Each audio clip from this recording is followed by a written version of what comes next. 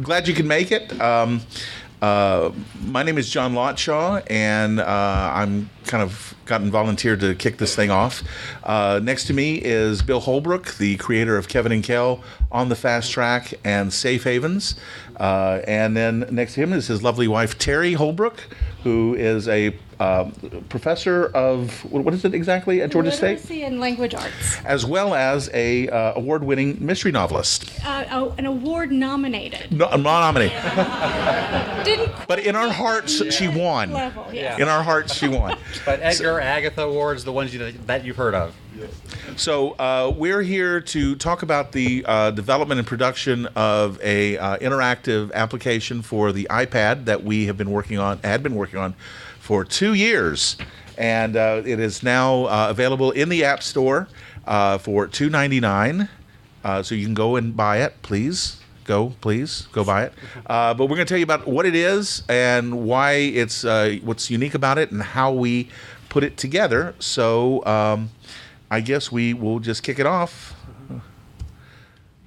with Teri? Okay, yes. Okay. So we really started this, as John said, I think it's actually over 2 years ago. Can y'all hear me? Is this up? No. Are these on? Is it on? There we Okay. go. I just Okay. need to talk closer. Okay. Okay, closer. All right. We started off probably about 2.5 years ago with a challenge. We wanted to see what could 3 people do. How could 3 people come together to create an interactive story in an app format? So that was sort of the challenge that we set for ourselves. And in a second, we'll talk about the parameters that we put around that challenge. So, Bill, we want if you talk a little bit about yourself as, Oh, right. as the artist. Basically, I'm Bill Holbrook. I do 3 webcomics. Actually, they're all on the web, but 2 are for newspapers. On the Fastrack, I've been doing since 1984 for King Features. It stars Dethany, the corporate goth. She's kind, hardworking, helpful, conscientious, and explodes every assumption her coworkers have about goths. Safe Havens is a fantasy strip. It has genetic transformations, time travelers, mermaids, and computers that actually start when you want them to boot up. So it is a complete fabrication. Yeah. And the last one is Kevin and Kell, and which this weekend celebrates its 20th anniversary as a webcomic.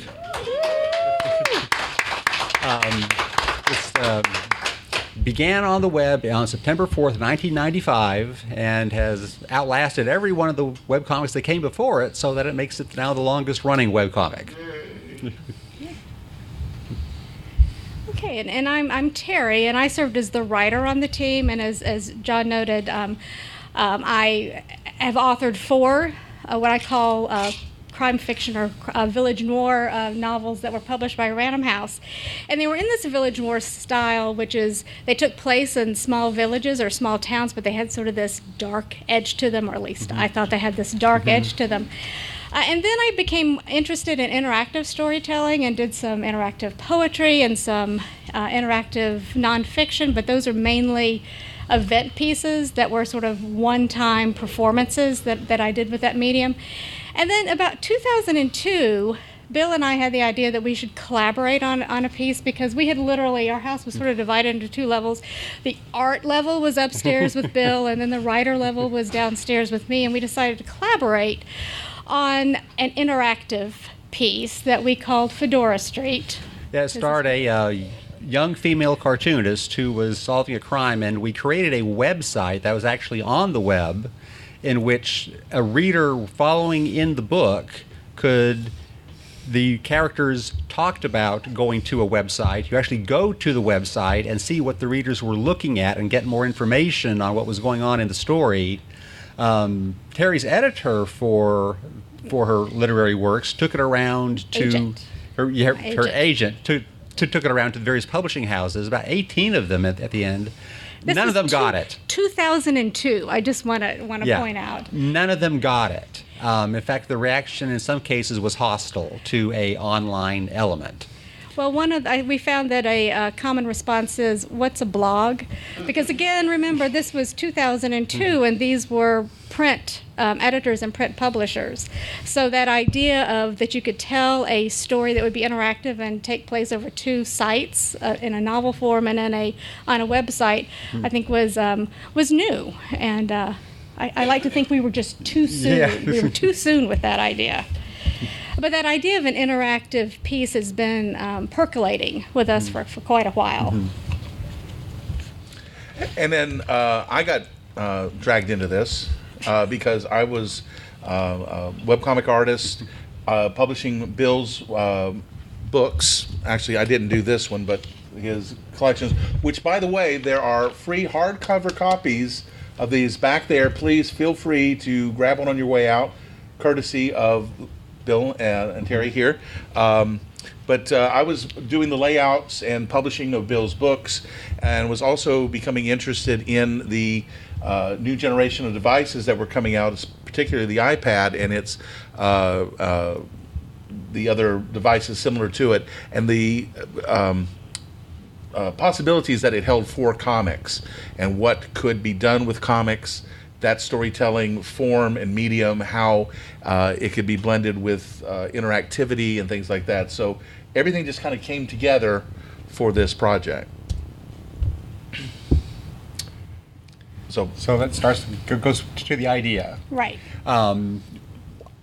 Around this time, this was around the summer of, I think, 2012, we really wanted to go back and develop some of the ideas that we had about interactive storytelling digitally. And at the time, I'd created a character in Fastrack named Dethany, who she entered the strip in 2010, and something about her character just immediately clicked with the audience. Something happened that I'd never had happened before, is that people just kept writing to me and saying, "I love Dethany." So I knew that I had something with this character. She's, again, bright, helpful, conscientious, and she's very much a techie, and loves going into using her imagination in cyberspace. She has all these different avatars that she uses, and one of them was a film noir character. You can imagine her speaking in a film noir voice while she narrates some kind of tech issue that she's having to deal with. And because of the audience reaction that she was getting, we kind of decided to have that be the fulcrum in which we could develop this idea of interactivity in a story. And that's where the idea came from. So like I said, we came together, but we sort of saw this as an exercise in kind of democratic authoring. We wanted to see what can 3 people do to create an interactive story using an app format. Thinking about this in terms of democratic authoring, we wanted to put some parameters on ourselves. And the first parameter would be the work of only 3 people. We had gone and looked at some other interactive stories, and when you get to the credits at the end, it looks like the Mad Max movie. I mean, there's just screens and screens and screens of credits. And our thinking was, if digital media are going to be the authoring formats of the 21st century, then it shouldn't take screens and screens and screens of people to create these stories. What would happen if we if we took an artist, a writer, and a developer?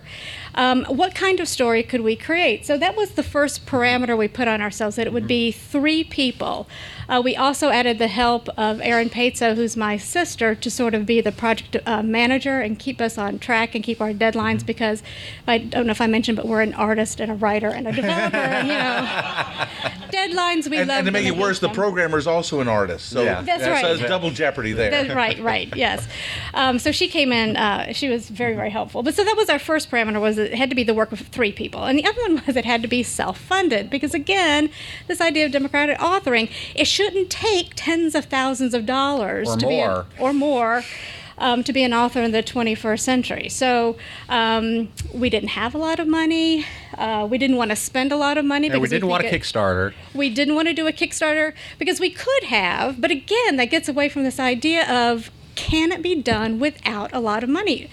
Going forward, our digital author is going to always have to rely on Kickstarter campaigns or crowdsourcing. So we wanted to do this sort of experiment and see what could we do with just a self-funded project. And the other parameter we had was, of course, we weren't going to quit our day jobs because we all have day jobs. Bill, hardest working man in cartoons and comic strips with his 3 strips. I work at Georgia State University. John is a cartoonist and a filmmaker. So we all had our day jobs. So this work had to fit around those. So we worked in the evenings, we worked on weekends. We fit the work into it when we could. Again, with this idea of what could we do? 3 people, limited budget, and working with the constraints that most authors work with. Oh, so as you can see, we the cost came to about $3,000. That was in very kind of Bill and Teri to reimburse me for some of my time on this, but also some of the tools, which I'll be getting into shortly. And music rights. And music rights, that's right. We did have music rights and sound effects rights that we wanted to get clearances on. Because you notice musician was left off of that list.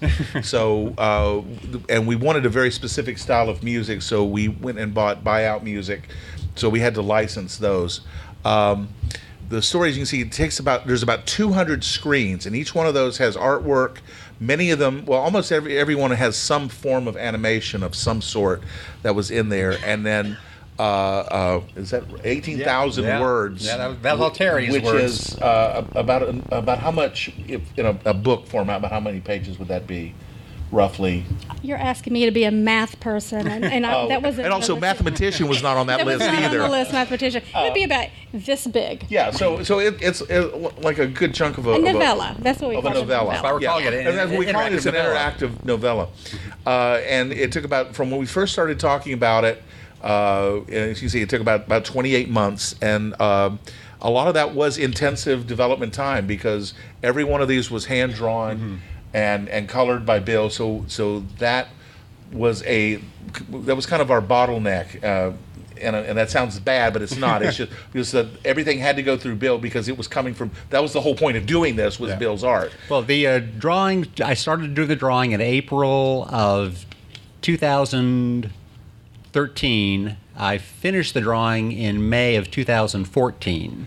So it was 13 months of really intensive weekends. That's what I was doing on weekends. And while there's 200 screens, there's more drawings than that because we were doing them animation style on multiple layers. So some of these had 6 or 7 individual layers that were individual drawings.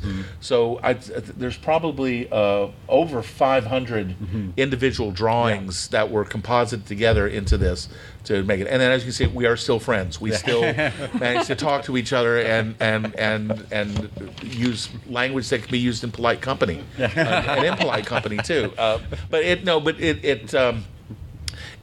was that is a difficult part of it is managing. When you're working on a project, you have to say, okay, this is business. We have to put we got to put the friendship aside. We got to do the business thing. Then we can be friends again.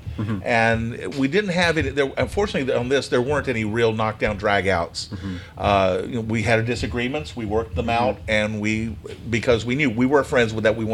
That was something we wanted to keep going. If all else, we still wanted to remain friends. If we had to kill this to maintain the friendship, then we'd kill this. So, and Bill and I are also still married. I just want to make that point clear as well. But you still talk to your sister. And we still talk to my sister. Thank you. She would appreciate that. Yeah. So now we're going to talk about the. That's the first time I really saw that slide, and it's going to be that way too. But now we're going to each give you our viewpoints on the creative process because we each have. A different viewpoint because we were coming at it from different things. We had different responsibilities. So where we're going to start is with Teri, who was the coming from the viewpoint of a mystery writer, and that was what you did. So off you go. So we'll start with giving you sort of a brief overview of the story, just sort of as an introduction. So click on the next Okay. slide. So by day, so the main character of the interactive novella is Dethany Dendrobia, and by day she's an employee at Fastrack, which is the business in Bill's strip on the Fastrack. Go to the next Okay. one. But she's got her friend, Guy, who has an online game that he's developed called Virtu Noir. So it's this online environment. So by night, she takes on this avatar as a PI in Guy's game Virtu Noir. So in the context of the game, when she's playing her PI, as in any good film noir, an attractive member of the opposite gender comes knocking on her door with a small matter he wants investigated. Identity theft. Identity theft. But before she could really get into his investigation, she witnesses a murder. And then she has to solve that murder. And in the process of solving the murder, she has to make a series of decisions. But of course, this is an interactive story. So instead of Dethany making those decisions, the reader makes the decisions. And then based on the decisions the reader makes, the story unfolds in different ways. So if you want to go... want to go back? Sorry, yeah, one more slide back. So the first decision point in the story is the murder's happened, and she has a choice. She can either follow a clue that has been deposited, or she can follow the suspect. She sees someone that she thinks is the suspect. So that's the first decision point. So the reader first has to decide: do I follow the clue or do I follow the suspect? You've probably noticed the artwork is all monochrome, except when you see color, like with the flyer for the Cyber Cafe. Oh, that's when back you to know that, you yeah. have a decision point to make. Color is the decision, is the signal to the reader that, oh, I have to make a decision here. Which path do I take? And the paths are also color coded, which I keep insisting that you see here. So you know where you are in the branch by the color coding of the tone that you're in. You can probably see that in the next slide. Which we've been constantly going to. Yeah. Because we like purple, the slide. blue, and sepia. Yeah. So the murder, the original murder takes place, and it's all coded. It's all in a purple tone. And then once the reader decides, do I follow the clue or do I follow the suspect? It takes the reader into two entirely separate parallel stories. One in which Dethany continues as the private investigator, and one in which she takes on the role of an action hero. Yes. There are two different They're stories. two different stories. So yes, you can go through it and start it again. Yes. Yeah. In fact, you can even there's points where you can actually jump from one story to the other. Yeah. And if I could just say, Do we have a story chart slide? We'll get to that in a Yeah. moment. Yeah, but we'll get to we will be having a question session afterwards. So please let us get through this one first. We practiced we this. will be more than we rehearsed this. Yeah. But we will be happy to take all of your questions afterwards. So if you just hold them, everything will be answered. And if not, we'll make something up. That's true too. Okay. So you can see from here, once the reader chooses between the action hero story or the PI, then the color changes. The PI story is in sepia tones, and the action hero story is in blue tones. All right, so we made a creative decision right at the beginning of this project that we wanted the story told equally in images and words. We had seen a lot of types of interactive stories where it was either almost entirely in images, as in interactive graphic novels, or entirely in words, as in hypertext novels. And we wanted something that would combine those two. So in this interactive novella, what you'll see, and the reader is coached to do this at the beginning, but if you come to an image and you see Dethany's either her tablet, her iPad, but her tablet, or her satchel, the reader clicks on it, and you want to just click on it, and it takes you to her tablet where she has been taking notes and writing. So the tablet always holds the written part of the story, and then the images, of course, are in the image. But the trick is, as the reader, you can't know the full story unless you both read the words and see the images, because the story plays out in both those two modes. Words and pictures. Words and pictures. Right. And then one of the main challenges, of course, as you can imagine, that we had to confront was the narrative design, because Bill and I are both sequential storytellers. Bill through his images and me through my words. So with Bill, it was, you start on a panel and you move from one panel to the next. In his comic strip with me, the reader either decides to turn the page or not turn the page. But that's about as interactive as the reader, the opportunity that the reader has. So we had to decide, how do we design this for interactivity? You want to show them the flow chart? No, that's going to be up to you. That's we're going to let you do the flow chart. Okay. And of course, we didn't want the linear design, which was just a click through. That didn't seem very interactive to us. And the other option that we tried at first was sort of this infinite branching, which, you'd come to a decision point, you'd make a decision, and then from that decision, you'd have other decisions, and from that decision, you'd have other decisions, and it just kept going on and on and on.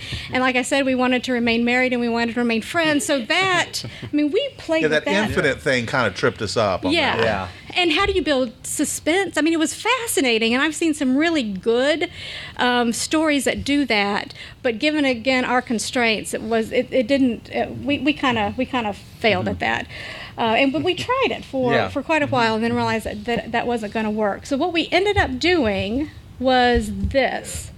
Which I know you probably can't see the type on that, but it was sort of a dual limited branching, where you would choose PI or hero story, and then you would have decision points along both of those storylines where you could make a choice as the reader. But once you made that choice, it would then return to the main trunk of that particular story. So if you were reading the hero story, you'd have the trunk and then the branch where you'd make a decision, then it converged back to the trunk, and then you come to another decision point and it would diverge back to the trunk. And that's how the two stories unfolded, but they each would come to separate conclusions. So you don't eventually come to the same conclusion at the end. They're two entirely different parallel stories. And this is the story chart. Did you want to talk a little bit about that? Or I can. Well, this is the story chart that you follow in order not to get lost. You can see how the stories branch out. They have different places to get to from one place to the other. You can make different choices, but they all lead at the end to two different conclusions. And this page is available from every page in the story by clicking on tapping on a where it says story chart, and it'll bring you to this, and it will only reveal as much as you have done in the story. So if you're if you're only up at the decision point up here at the very top where it branches off in the two, you're only going to see those three icons at the top, because that's all that's been revealed to you. And it will not reveal story points that you have not seen, so no spoilers, and you can't jump ahead in the story using this, because you do need to enforce some measure of linearity into it. Otherwise, it's not going to make any sense. It'd be like watching Lost with the last episode, or just watching which Lost. Didn't make any sense anyway. But it'd be jumping into a serial show in the middle of it. And what's going on? None of this makes any sense. We didn't want you to be able to jump over from, say, over here where this iPhone is, all the way down to the lower left-hand corner, because none of what you're experiencing there would make any sense, because you wouldn't know. There has to be some linearity to it. It can't be truly 100% random access, because we live in a linear world. And it's a mystery. And it is a mystery, but what's happening now is dependent upon things that had happened to the characters before, so you needed to have that context. So we didn't want you to be able to, but we wanted to be able to, if you wanted to, and you've already hit that point in the story, be able to go back to it at any time. Yeah, because sometimes we know when you're reading, you want to go, oh, wait, let me go back. I want to read a little bit. Maybe I missed something. So we wanted you to be able to go back. Exactly. We didn't want you to be able to go forward. Okay, and just so my biggest challenge I found once we had decided on the structure was Dethany's voice. Because I don't know, for those of y'all who read Bill's strip, Dethany has a very distinctive voice, and that's Bill's creation. But Bill channels Dethany in the comic strip. So the challenge for me became in the interactive novella, what would Dethany's voice be if I'm writing her voice? And what we decided together was, Dethany's fun. She enjoys playing. She enjoys the game. So that if she were in this environment of Virtu Noir, she would embrace the character. She would become sort of the hard-boiled PI. So her voice is very much how I would imagine Dethany seeing sort of Sam Spade or some sort of film noir detective. Yeah. Oh, and that was the slide I was going to speak over what I just said. Okay, so that's it. Yeah. Okay. So that's her getting into the role playing. Yeah. Okay, now it gets to my challenges of making this into an illustration, which I had to make it work in two different mediums, the sequential art and the limited animation that we use. Because sequential art is my background. I think in terms of telling a story through a sequence of drawings. Animation is motion, and now we're using both at the same time. That was the first challenge. The next challenge for me was the screen image format. I'm used to dealing with 4 boxes in a strip, but I can alter the size of the box. I can narrower, wider, I can change the number of boxes in a strip. I can have just 1 box or 6 boxes. With this, the size of the image always was consistent. It's always the shape of the screen. So I didn't have that kind of freedom to signal story through the size of the panel. And as you probably know, that can be a significant difference. Same with not having any panel gutters. Many people say that the most interesting things in sequential art is what happens between the gutters. I didn't have that to fall back on. So this really was using muscles that I had never used before. And same with page placement. When you're designing, say, a comic book page, you have a big page like this, and the order of the panels can be rearranged, and maybe they're diagonals. Again, every image was a consistent size format, so I had to work within that. And also, it is all in monochrome. There's, except for the story decision points, there's no color. So I'm actually used to working with that in a newspaper strip, which is monochromatic, but I do have the attendees that are in color. So all those were challenges that I had to stretch my extra mental muscles in order to. I mean, this was a new terrain for me. Now, there were advantages in working like this, and the biggest one is literally biggest because I could draw bigger. When I'm doing a comic strip, it's usually a panel, a little box like this, and now I'm drawing for the size of the screen. I can use more detail. I can focus in on things that I wouldn't be able to focus on otherwise. And that enabled me to have more world building. Like in this image of her in the city streets, she's not really in front of in a city street. She's at her computer, faced with all of the different shopping sites that you would find. She puts herself in the world of a computer as expressed through a film noir cityscape. And that world building was something I could do in a larger format. I was also able to create new characters. If you've read Fastrack, you'll know Dethany, of course. And in the introduction, you'll meet her boyfriend, Guy, who's developed the game that she's in. But everyone else is a new character that Guy has created in the context of this. And she actually meets new characters that She hadn't met before. There's Sam Hormel, Clive B. Dashing, Olga Crudgel. These are all suspects that you will be greeted with, and it was fun developing those. And the other image that I enjoyed working with was, as Teri said, you have to find the satchel in order to click on it and then get the text. So every drawing that I did, I had to say, where's the satchel? Where's the tablet? I mean, I had to literally start from that jumping off point and then decide how I wanted to present the image. So that was all, like I said, it was a 13-month process, but it really enabled me to stretch myself.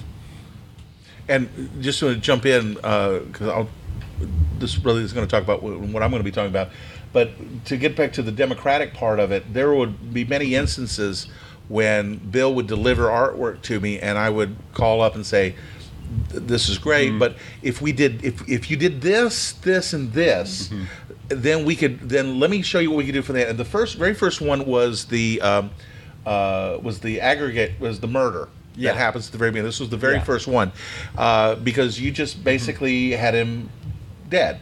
I said, well, Bill, if you give me one where he's standing up, and then you give me one where he's slumped over with the knife in his back, and then you give me the knife, I can have that knife come over, whack him, and he falls over. And we do it with the sound effects. I put a Wilhelm scream in there. Yes, the Wilhelm scream is in there. So and he said, "Oh, I don't know. Let me just show you." So if you just do it, and I promise you, it's gonna be so. Okay, so we did it, and then I did it and rendered it out as a QuickTime movie and sent it back. And then when they called me, they said, "That was great. We got to do more of that." So there were many more instances where I would get in it and I would see how it would be broken up, and then I'd call and say, "Well, if you could give me this, this, and this, then we could do this," and that would just because what we needed to do was have as much of that kind of eye candy. Really is what it is. I mean, it doesn't. Add to the story because what Bill gave me originally would illustrate it, but it's taking it out of that, adding that third dimension of time to it that Bill normally doesn't have to work with, and so having that was part of the democratic part of what you're talking about. We were talking about, Teri, where it truly became a collaborative effort. It wasn't just you do this part, you do that part, you do that part. It was a collaborative effort going back and forth, and one aspect of it would impact the other aspects as well. Right. But I'm going to disagree with you on one thing. When you say that the animation didn't add anything to the story, one of the things that we Okay, go ahead. I'm sorry. You can argue with me in just a second. Yeah. We really are still friends. Yeah, we are. But one of the things we didn't want animation just for the sake of animation. Oh, look what you can do because you're dealing with animation. We wanted animation that would enhance the story, that would deepen the story. And John was really great about not just having sort of. I mean, I understand your term of eye candy, but it wasn't just so that we can say we had animation. It was animation that was designed in order to develop and enhance the story. What I was trying to say is exactly what you're saying. There were images that were sufficient to get across the points in the story. The animation just took it to a whole nother level, and that was the whole point. It was not animation for animation's sake, but it was animation to enhance the experience. Yeah. And we don't have it on every page because we would still be developing this thing if they did, but it was where it needed to be. We were very judicious about it, and making sure that it was where we could get the most bang for our buck. So there's quite a bit of it at the beginning because we need to draw you into that world. There's ones at very important points in the story, and there's ones where after we've had some more static pages along the way, they will have one to draw you back in to keep your interest up. Right. So it was. But what I was trying to get at was the democracy in action of one side what their output was being enhanced by the needs and the suggestions of the others, and everybody saying that is where we need to take it. Let's go and doing it. So. Yeah. And did you want to show the? Yes. Yeah. Let me go over here. Talk about story development. This is the flow chart. And believe it or not, this isn't all the flow chart. There's another thing over here that just to give you the size of what we went through in developing it. Because as you see, it's in pencil, which means there were a lot of erasers. But this is how we developed the story. Which each thing is a story beat, which involved a individual drawing. So that's what we. This is what I started out with when I started doing the drawing. And then I got a script from Teri that I would work from, which had all the text and then artwork from Bill. And when it was printed out with artwork and text, it was about 125 pages of single space type laid out so that I would see where I was, and it also had my chart so I knew where my jump points and everything were. So there was a lot of material developed for this to even just to know where we were, much less how this thing was going to work. Because, like I said, this is a mystery, so it had to have clues. It had to have a progression. The thing about the mystery genre is that it has to run like clockwork. I mean, it has to be specifically intense. Yeah. Okay, so my part of it was doing the development, and the first thing that I had to do was try to develop. Well, first off, how are we going to actually develop this? Because there are as many ways to program computers as there are computers.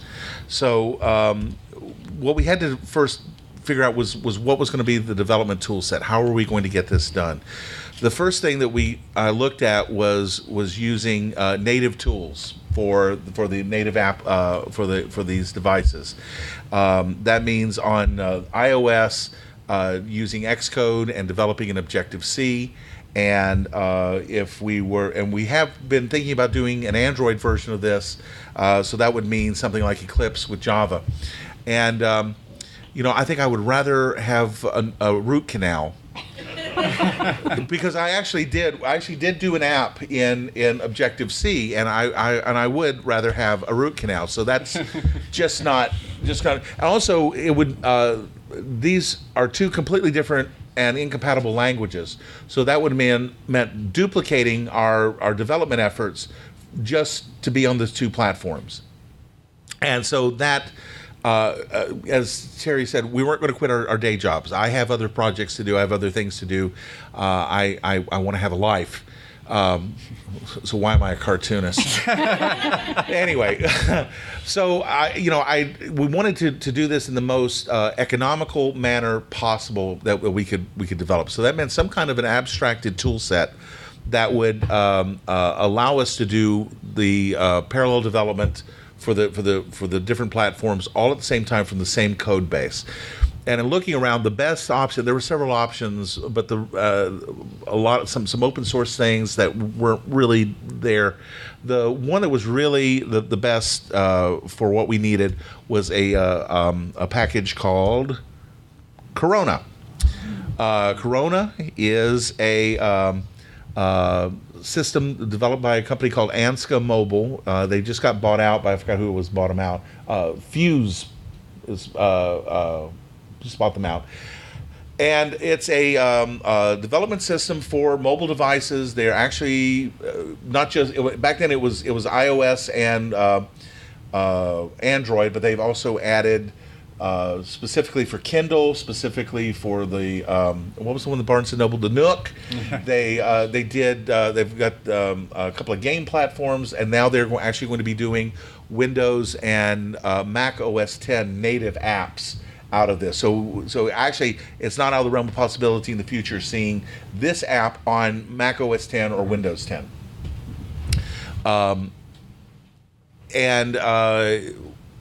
It's uses a scripting language, uses Lua as its scripting language, and then compiles to a native application, assuming that you have the memberships and everything in order to be able to do the certificates and everything.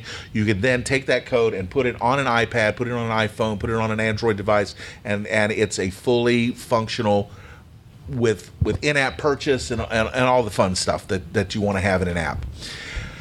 Now, when we started doing this, it cost $600 a year.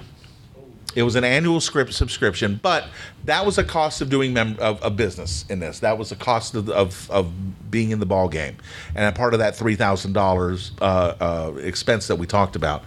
Now, here's the price of it now. They've actually made it available for free, completely for free. Now they make it free. Thanks a pant load, guys. But it's you can do all the development that you want. You can build all the apps you want for free because they're making their money off of enterprise versions of it. The advantages of it, as I said, the reason why we really wanted to go with this is, first off, it was multi-platform. We could do write once, compile many development. It was seamless. It really works. It really does do what it says. There was the graphics and sound capabilities were abstracted, meaning that I didn't have to call in a whole bunch of libraries and do a whole bunch of code just to make a sprite move from here to here. I could just say, sprite, move over there. It was a lot easier to code that, because that's one of the problems I think with the native tools is they are very verbose, and you got to care about libraries. You got to call them in. And then each one of them has their own syntax for calling them, and it's just nice to have one. It's like the old days on a. Well, not a Commodore 64, because you had to do this kind of crap on 64 too. Because thanks Jack Tramiel for putting a bad BASIC on there. But anyway, the point is, it was like the old days in BASIC, where if you wanted to draw a circle, you just said circle, radius, and the center point. You had a circle. It was that simple. It supported in-app purchase, and this kind of came back to bite us a little later on, but Corona does support in-app purchase, so we could do a freemium model in theory, and be able to put the app out for free and then lock off most of the application, so that if you really wanted to go further, you could. And that's why we actually have this structure. We have this opening story that gets you into it, and then these other two branches, instead of immediately going to two branches, that was originally going to be the free part of it. And then, as I said, it has an easy to understand language as opposed to Objective-C, which just makes my eyes water just thinking about Objective-C. And Java's the same way. Lua is much easier to read and much easier to follow, especially for someone who doesn't do this day in and day out. Now, I said easier to understand. Here is what Lua looks like. And so it's still code. It's still code. And I wasn't really relishing going through and doing all of this to program all the stuff that we had, because we've got some pretty complex animation in here. We've got all kinds of zooms. We've got parallax scrolling. We've got all kinds. I wasn't really relishing that, especially looking back and seeing how long it took to develop this. I'm glad we didn't do this. So I was looking for some kind of code generation system, and I found it. It's called Quick, and it's made by a company called Quicksure. It was kind of off the market for a while, but it's back. This is a Photoshop plugin that generates code, the Lua code, and the resources that I can then just drop into Corona for testing and compilation. Now, in theory, this would allow us to create all of our assets and animations inside of Photoshop, then pass them off to Corona, let it create the executables. However, a wise man once observed, Yogi Berra. This is the case, as we later found out. Let me show you what Corona looks like. or Quick. This is Quick running inside Photoshop. Now, if you look real closely, you can see it says Photoshop CS6, which is that's 2 levels behind, or 2 versions behind. Okay, Photoshop is not a development environment, in case you didn't know that. Okay, if there's one thing you take away leaving here, Photoshop is not a development. There's no source control. There is no resource management. This is actually a Flash plugin that written in Flex. The reason why it's running in Photoshop CS6 is because Adobe deprecated Flex plugins in starting with Common Creative Cloud, and so it doesn't run in Creative Cloud. And we were also, on top of that, we were doing something with Quick that it was never designed to do, which is a novella-length digital story. It was not designed to do a Sam Spade novel. It was designed for Green Eggs and Ham. Didn't they tell you that? And we're about to get to that. It was designed to do, literally, it was designed to do children's digital pop-up books. And which would have maybe 40 pages, maybe 50 on the outside, and we have 200. Well, when we got to 128, this stopped working. Oh, crap. So I wrote the developer. I said, here's the problem. He said, well, send me the XML file. Squish, squish, squish. Yeah. Sorry, private joke. So he said, send me the source file, which was an XML file.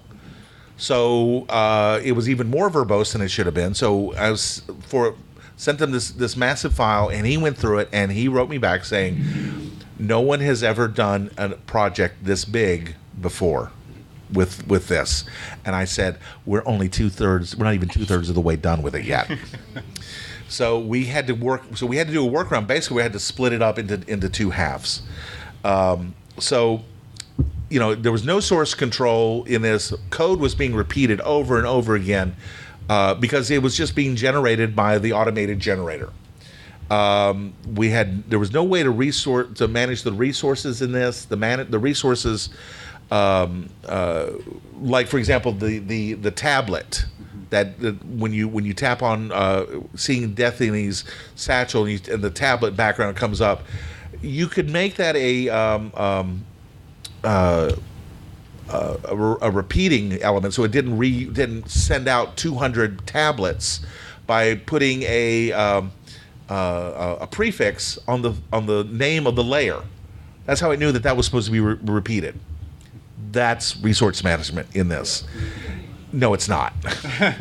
and then so and if you forgot to do that, then you ended up repeating elements. So there were duplicate PNGs all through this thing. And then there were the restrictions on the size of the project. We found out that this thing really bombed out at 128 pages. And we had 200, so we had to split it. Had to find a place to split it apart. Fortunately, because we had 2 storylines, I wonder how we could do that. So that was exactly what we did. Was one storyline was in one file, the other one was in another, and the page numbering just was set so that it would start numbering at a certain level, and then I could just merge the files together by copying them into the same directory. And then there was the fact that it was Photoshop 6 only. Due to Adobe changing everything and a new version of Quick coming out, so he wasn't going to rewrite this plugin. So I had to keep Photoshop 6 around just to be able to finish this project. But again, that's not that big of a deal because you're working with any project. You never change application versions in the middle of a project. That's only asking for disaster. So. All of that did not blow up interface like my screen just did, and we finally got this thing done, and we got it to Apple. We went through a couple of iterations of getting it approved. If you're not familiar, Apple likes to control things. If you didn't know that. And there is the walled garden, the famous walled garden on iOS devices. So every app goes through an automated checking to see if there's any anything code-wise that throws up a red flag, and if it does, then it's handed off to a human being that evaluates it. And we had a couple of things that they didn't like, having to do with the in-app purchase. Oh, the in-app purchase. I could go on about that. Suffice to say, it didn't work the way we wanted it to, and it was just because we, having to do with multiple, having to turn off pages and set them for this and set flags, making sure we didn't miss it. It just turned out to be a disaster. And in fact, when we first put it up, we did put it up free, and then people would buy it, and none of the in-app purchasing worked. Oops. So we said, okay, we're just going to pull the plug on the in-app purchasing. We push out a new version. Everybody that downloaded it got it for free. Especially the people who had paid for it got it for free. And then we just put up the paywall at the very beginning. So you just bought the app outright. $2.99. It's only $2.99. But Apple, the main thing about dealing with Apple was just waiting on them, because they have so many apps coming in, and they have to evaluate them and make sure that if the automated system throws a flag, they've got to check it out. And then when you make a change and submit it, then you go back to the beginning of the line, to the end of the line, and you have to wait. But it was only a week turnaround, which isn't that bad. A week to 2 weeks. I think we hit one after a major update to iOS, and so that really delayed it because everybody was trying to get their apps updated. But we've got it up to version 1.3 right now, and got it working pretty well, thank goodness. And so there it is. Please go buy it. Please. And so there we are. So, questions. Now questions. Okay. Android version, yes. We turn this down. There we go. Okay.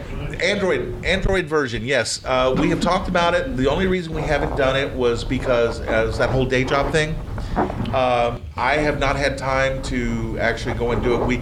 Because of the different screen sizes with Android, I'm going to have to go back and actually mask off and add a mask to all of the pages, because there are things that are sitting on the side, and I'm going to have to do this in order to do an iPhone version as well, because there are things that are sitting on the sides staged, waiting for their cue to animate on. So those have got to be masked off, because there are so many different screen sizes and aspect ratios in Android. It's just having to go back through and add the masking to everything.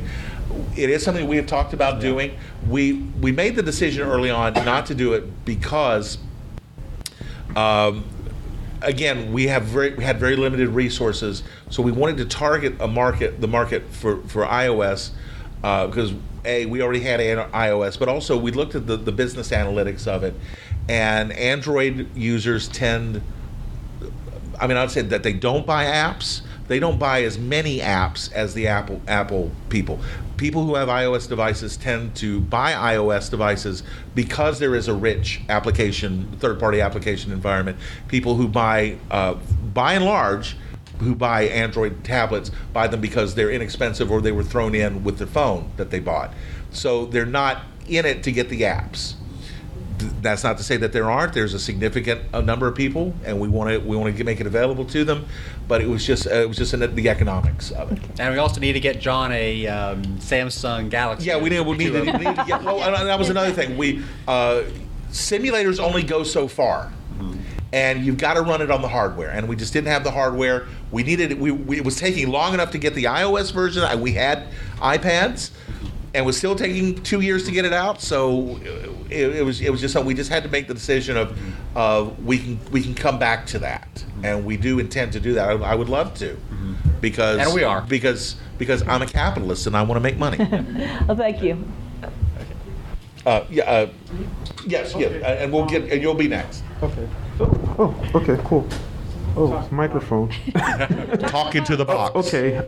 So I will actually be creating an app towards the end of the year, and I'm sorry. yeah, You have no idea. Yeah, Well, I'm now kind you of do. nervous. My first app. and I wanted to have a strong narrative behind it. And I started plotting things. I'm not a good writer. I'm thinking about getting my friend to help me, but I started to plot it in the same manner that you guys did the narrative sheet, and it was an absolute wreck. Arrows everywhere, lines, squares. It was horrible. Well, if you look at this, it's a wreck. Yeah, It looks organized though compared to mine. It's an organized wreck. And I also want to point out, this is the final version. There are lots of balled up pieces of paper that got thrown across the room. There's a reason this is all taped together. It's because sections were removed and taped back in. So it sounds like you're in a normal part of the creative process. Yeah. So my question is, how do I go about starting, and how do I take what I have narrative-wise and incorporate that into the actual design for the game, like the narrative design, Well, of the it game. helps to get feedback. If you're working with someone, get them to offer feedback. Get it someone you know, a friend you trust. Really, feedback is important at this early stage. Mm-hmm. And the other thing is, and John offered this suggestion to us early on when we were struggling, is to think about it as storyboarding. And so that you're storyboarding your story. And also, I would say, expect to mess up and be unhappy with things, and don't be afraid to chunk it and try something else. We say there's 2 stories here. There's actually a third story that we started off doing, which has been completely round filed. So that happens. Okay. Thank you. Okay. Thank you. I know, Bill, you and Teri, I know, are obviously together and local, and how you collaborated with John, or are you local as well? I'm local too. I live about 30 miles from Bill and Teri. So if we needed to get together, and we did quite often, I could go over to their house. We met quite frequently at restaurants to have dinner and then go over the status and where we were, projects, go over problems that we had. So we had quite a few meetings on this. Macaroni Grill, a lot of business. Yes, they did. Lots of Alfredo sauce. Yeah. But mention Mooney's Barbecue. Mooney's Barbecue, great That's a barbecue shout-out. place in Flowery Branch, Texas style, by the way. But so that also helped too. That but also we were always just a phone call away. And a lot of it was just on a phone call. We say, hey Bill, if we did this, could you give me this, and this, and change that, and then we could do something really cool, and then 2 days later it'd show up in Dropbox. And that was another thing, collaborative tools online, things like Dropbox. That's how Bill got everything to me.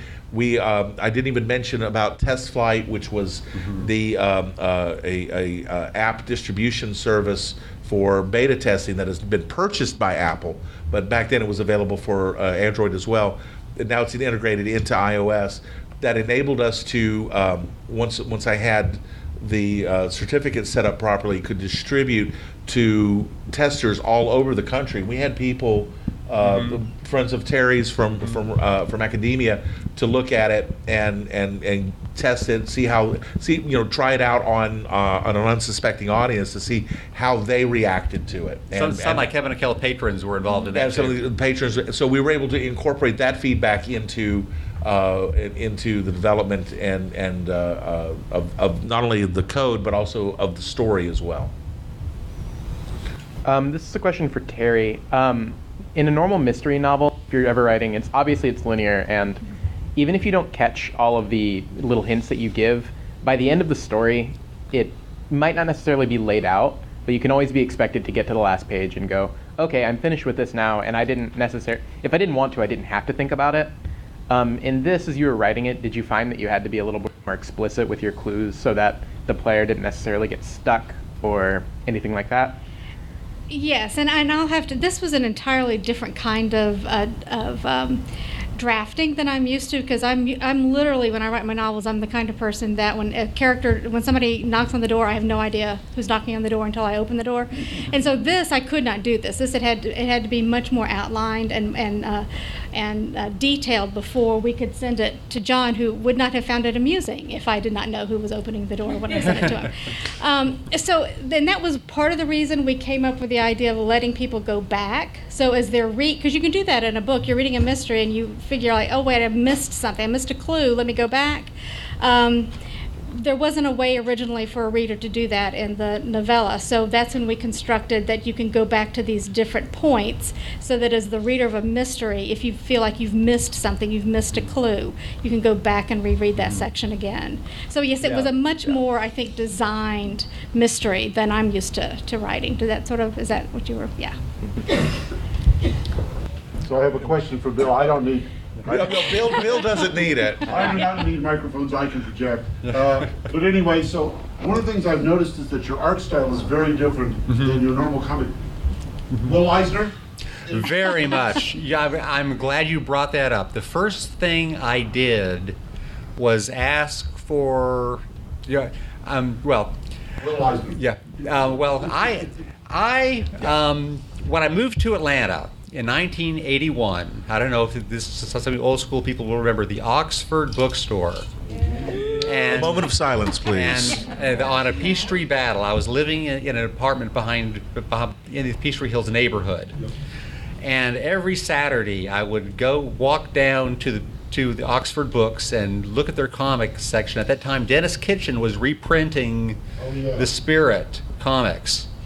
And this was the summer that Raiders of the Lost Ark had come out, which was great. A modern take on old 40s adventure serials. And then I find the Spirit. Oh, great, another modern take on old 40s. Wait, this was made in the 1940s. I was stunned by this man. I had never heard of him before, and he's been a touchstone ever since. So yeah, and of course all of his his sequential art books. The man's a god, frankly. And yes, when I started doing Virtu Noir, I just devoured all the old Spirit comic books, making sure never to copy or actually do any swipes. I have that much integrity not to do that, but I wanted to get into that mindset.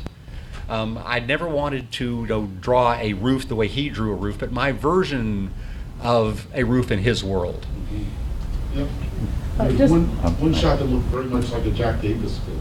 Jack Davis, another, yeah. When the girl was with Stephanie's running away from something, oh, that's a Jack Davis film. Yeah, and of course, Oh, Jack, the feet. Yeah, Mad was my touchstone growing up, from 1967 moving forward. I was telling Jack Davis's son yesterday. They have a booth set up in the Artist Alley that I'm so indebted to him, especially drawing football players, because he always has a huge shoulder pads and those really, really thin shins that support him. I can't help not draw a football player the way he draws a football player.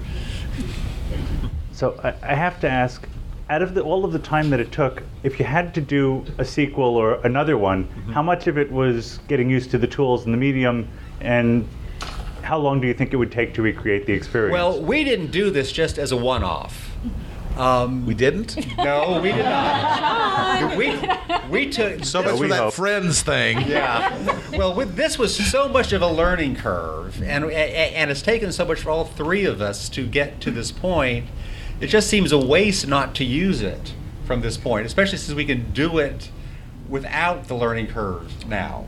Yeah. But we won't do it this complicated. Oh, we learned a lot of things on here. We learned a what not lot. to do. We learned not what to do. And in terms of the tools, the coding tools, those worked as well as could be expected considering what they were. I mean, I wouldn't do another project like this again. I would do another project like this, but not at this scale. It won't be 200 screens. We can't do that because the amount of effort that Bill had to put into it was just Herculean. And then I couldn't do anything until I had artwork from Bill, and so it was. And then we started running into these constraints on the size and where, because a friend of mine says it's not what a piece of software can do, it's what it can't do, and we found out what it can't do, because we boldly went where no one should have gone with this software, but if you stay within those constraints, it works very well. And we did learn a lot of things, ways not to do that, and also learned a lot about how to tell a story in this medium. I think that's the big thing. It's not so much about the tools. It's we have learned a lot of lessons about how to tell a story in this medium, and because it is very different from what any of us were used to. Do we have time for one more question? One more question. Can you talk just briefly about your marketing effort? Was that just osmosis and we're going to just put it out there and see what sells, or did you do specific things, and what were the results of your sales, if you don't mind sharing? Well, we're just getting started, really. This is, it's been out for several months, but this is part of our marketing initiative, getting the word out. So please, if you buy it and like it, post comments on the Apple site. Word of mouth is our best friend. Well, we've been given the signal to wrap things up, so we want to thank you for coming. What I'd like to do now is quickly just draw. We have five names. Did everybody get a ticket, a raffle ticket? That wanted one. Okay. If you didn't, come and get one now while you can. Yeah. The tickets. Oh yes, I've got them here. Yeah. So. Because what we are giving away is original artwork. Put the half in here. Original artwork and a free copy of the game. Yes. Not the game, the app. Sorry. Yeah, just tear it in half and put the other half in the hat. In the hat.